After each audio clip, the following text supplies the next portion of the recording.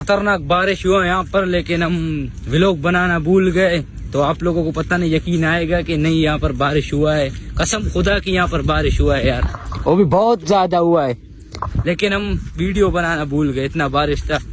बस आप लोग भाई यकीन करें हम पे, बस बारिश हुआ है यहाँ पर। मामा हुआ है नहीं बारिश? सच सच बताओ, बिल्कुल सच, झूठ झूठ नहीं बोलना है। हुआ है ना यहाँ पर?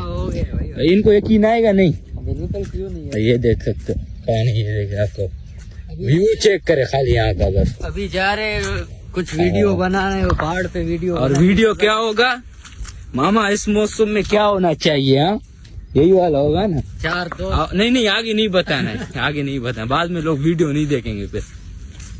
वही फॉलो करें यार, फॉलो सब्सक्राइब करें चैनल को, जल्दी से जाएं यूट्यूब पे। आ जाओ भाई, आप लोगों को सलाह है वेस्टिंग का, लेकिन मुझे सलाह नहीं मार रहे।